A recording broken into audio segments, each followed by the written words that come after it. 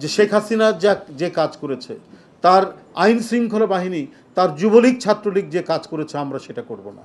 আমরা কোনো মানুষকে অপদস্থ হোক সেটা করব না। মানুষের অপরাধ থাকলে আইনসঙ্গতভাবে তার বিচার হবে, ন্যায্য বিচার হবে, সে যাতে উপযুক্ত বিচার পায়।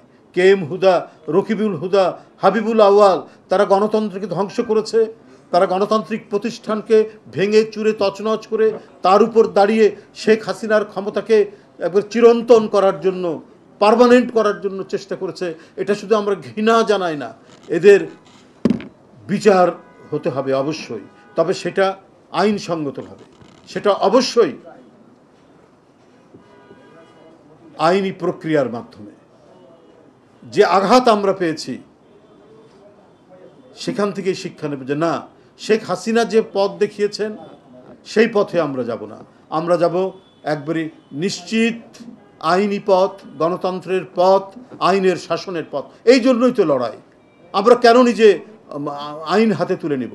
কেন আমরা আরেকজনকে বলবো সে অন্য দলেরই হোক, তাকে ডিম ছুঁড়ে মারো, তাকে গলার মধ্যে মালা দাও?